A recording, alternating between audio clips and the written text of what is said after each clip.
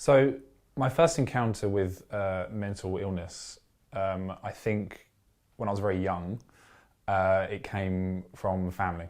I think when you see certain family members that are suffering from it, even though I wasn't completely aware of necessarily what it was, but I think that's where I first began to kind of see it. And I think at a young age, you don't necessarily realise what's happening, but it can filter down towards you, and I think can have an effect on you when you're growing up. And it's not necessarily the fault of the people that it's happening, it's just the environment that you're in.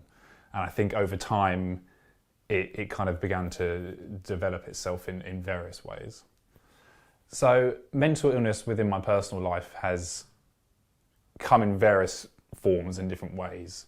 I think it's one of those things where when you suffer from anxiety and depression, and you have, it can be something that can be very small. It can be something that can happen for days or even a few weeks here and there, and then it can be something that can take over a whole period of your life.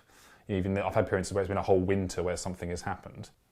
I think only recently I've begun to be a bit more open about it and a bit more of aware that it's kind of happened with me. I think a lot of it can stem from various aspects with a lot of people, what they experience in their own lives. With me, it can come from a mixture of past relationships or friends, or it can be things that are just generally happening in your personal life, and they can all build up and mount up. There's not necessarily one trigger sometimes. There could be, but it could also be multiple things that can happen over time. In terms of dealing with it, it's still something that me personally, I'm learning control in my life. I think I've gotten better with it. I think there was phases in my life where it got very bad. Particularly kind of around my mid-teenage years, I think I began to really kind of experience it. Growing up, I was kind of the classic scenarios where there was a lot of things that kind of didn't help. I think growing up where I was heavily bullied, I was kind of still in the closet as it was. I wasn't open about being gay, but I didn't even know that I was necessarily gay at the time. I grew up in a religious household, in a religious family, I think, which just adds its own extra element of just... Ugh. So there was all these little things that were adding up, and I think in recent times what's been one of the things that's probably not been a big factor towards it is where I felt like I've been personally hurt by a lot of people, where I felt like I've not necessarily deserved it.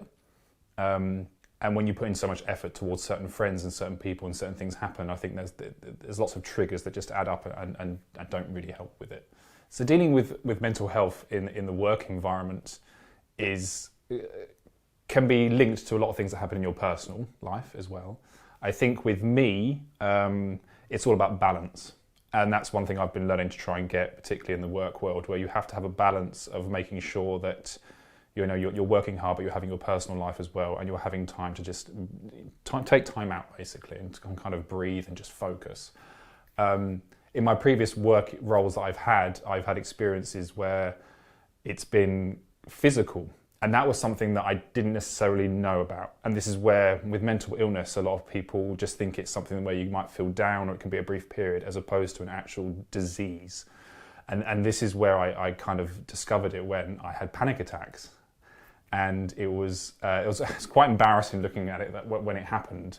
But there was an account where in a previous work where I had a panic attack, and it was actually it happened in the office, and it was very bizarre because I knew something was wrong on the day. When I woke up, there was just something that didn't feel right.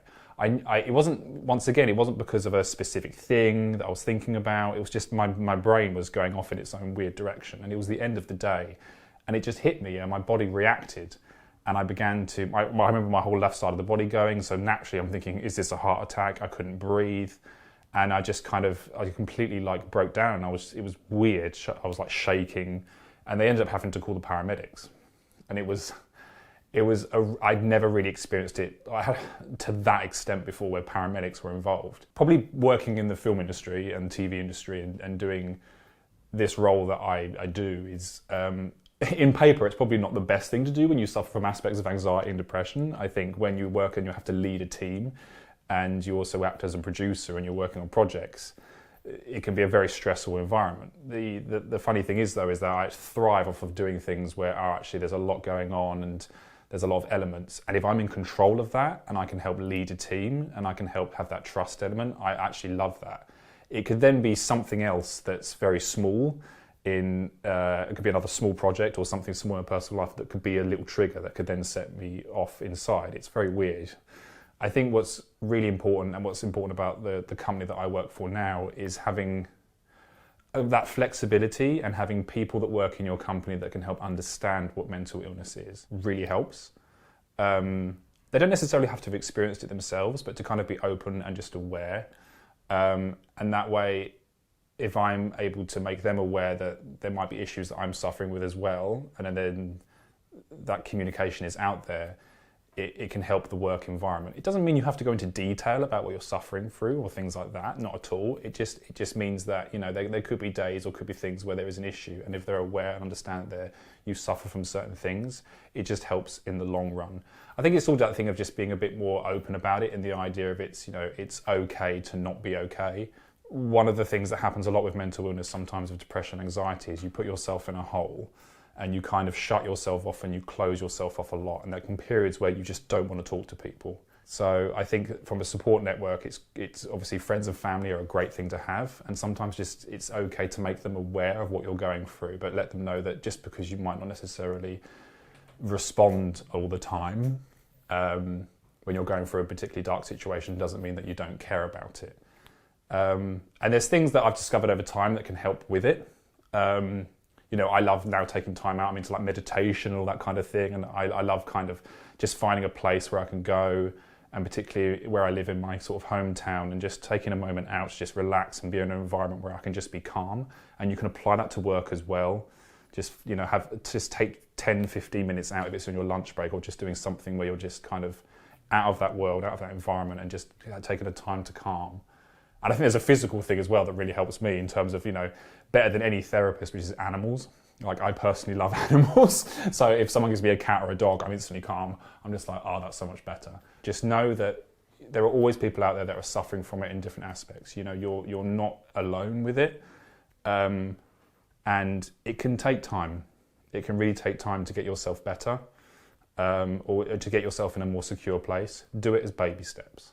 Just find little things that can help you in your lifestyle, that can just help you just be calmer. And because the biggest goal is just to kind of be happy in what we do in our lives, really. So, yeah.